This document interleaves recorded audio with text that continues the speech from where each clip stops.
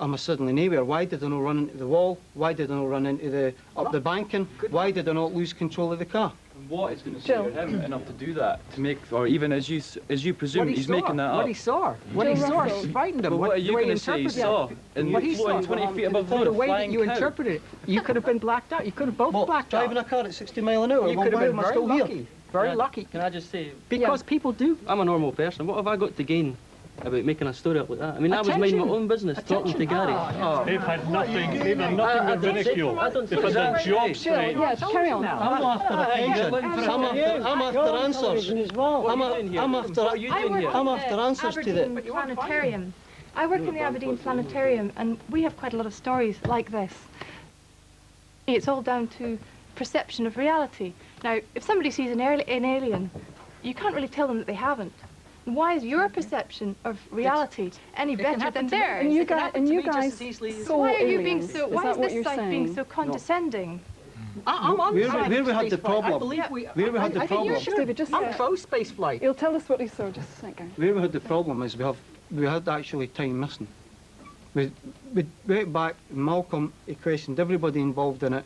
We went to see Katrina and Ian, and we tried to work out exactly. I'm not going to go to somebody's house at 1:45 in the morning. I'm not going to lose control of a car for an hour and a half. Where am I going to drive? Don't be so stupid. Happens all the time. There'll be a lot of accidents in the world. Time travels at different speeds for different people. When you're very absorbed in something that you're very interested in, time goes faster. When you're absolutely bored out of your skull, time goes very slow. And when you're frightened, it's distorted. He's out doing a job. Could I just raise a point? The gentleman said that when people are in fear, time, it gets distorted in reality. I'm investigating a case in North Wales where a chap was lost for 2 hours and his mother actually reported him to the police and he was cowering behind a wall in Llangollen. That wasn't certainly time distorted. He was missing for 2 hours.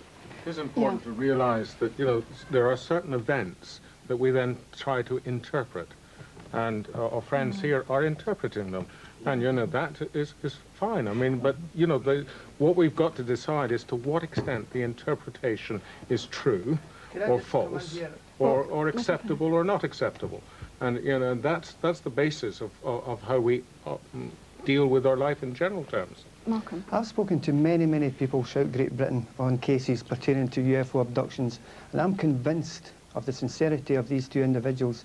We used a hypnotherapist, hypnotic regression, to see if perhaps there were any other hidden subconscious memories of that night, and they were. It was a typical abduction scenario unfolded in which the car was stopped on the road and the two gentlemen were then taken presumably to this object, and they were experimented on some form of clinical or medical experimentation. Now, I know that sounds ridiculous. I think it sounds ridiculous.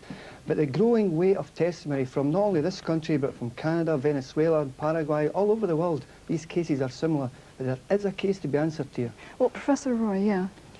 I think what worries me about all this is the fact that all these aliens seem to be so downright similar to the worst elements in the human race. And I have to say that although I believe that people who have had these experiences believe they've had these experiences, they are not telling lies. I have to consider that there are three major facts about the universe that seem to be rather tricky. One is the size of the universe. There are something like 10,000 million stars, and they have been around for a very long time. The universe, if you take a scale where the universe is 1 year old, our last 3 centuries of science have occupied the last 1/3 of a second in that year.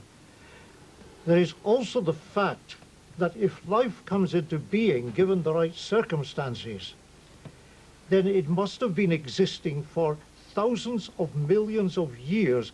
We must be the most primitive natives of the lot.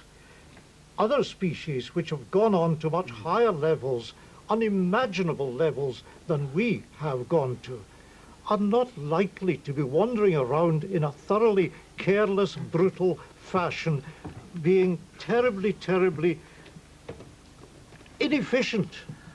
Graham Wiley. I must say that your science, considering it's only 3 seconds old, is very arrogant. Very ignorant. Who said